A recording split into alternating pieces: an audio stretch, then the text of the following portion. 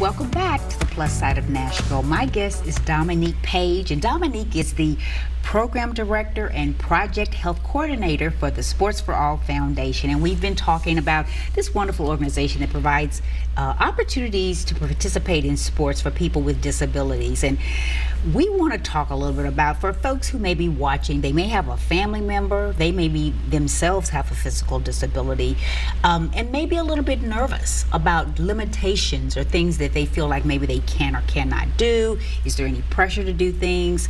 Talk a little about what you have to keep in mind as someone with an exercise science background when you're working with people with physical disabilities as far as exercise goes in sports. So this was very interesting for me once I first started volunteering with them, because as I was getting my degree, I was constantly going back, how can I apply this, what I'm learning in class, to their particular population, because it's not necessarily the same always. So you have to pay attention as far as overstretching them, keeping them out in the heat. How many water breaks are you giving them? Are they overheating? Are they too tired? Some of them don't have the ability to sweat, so that's one thing that we have to watch out for is when we're outdoors.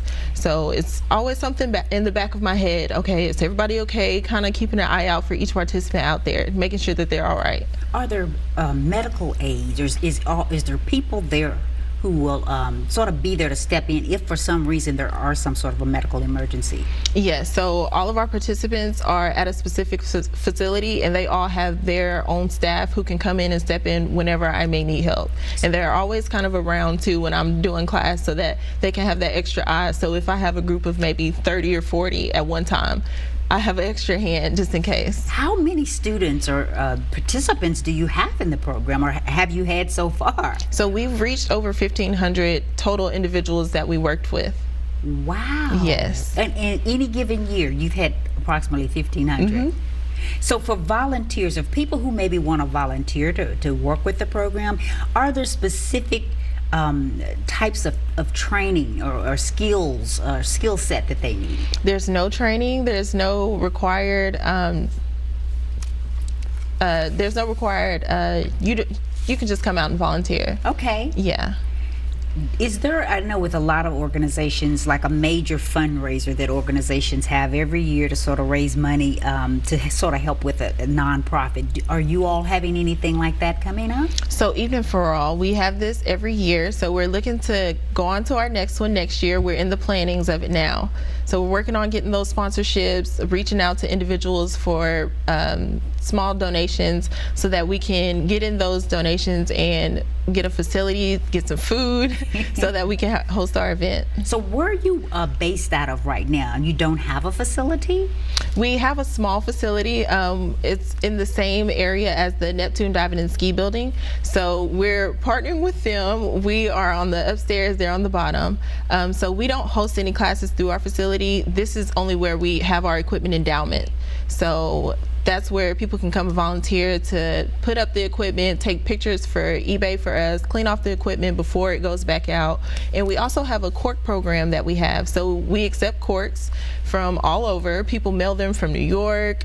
It's ridiculous like how many corks we get. So we accept those corks and we sell those as well to individuals who want to use them for arts and crafts. So that's also a part of the equipment endowment that we do. And so it's stored there at the Neptune location. So if people want to come check out the equipment, that's where they need to go. They can come check it out there, or they can check it out on the eBay page. Oh, okay. Okay. Yes. And so you guys would make sure that they get that. Yes. Wow. This program is something that is for primarily people with physical disabilities.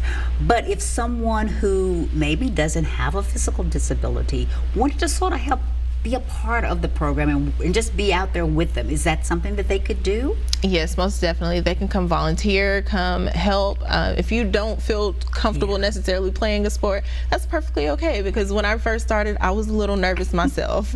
So I was out there getting water, keeping up with the scoreboard, reffing, coaching. There's plenty of opportunities if you don't necessarily want to play.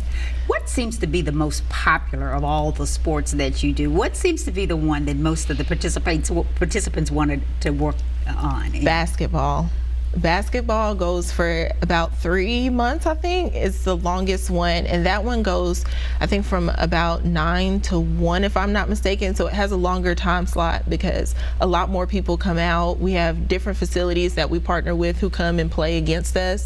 So it gets quite interesting. Oh my It's goodness. very interesting. Okay, so let's, in final minutes that we have here, let's tell folks once again how they can find you, where the eBay store is located as well.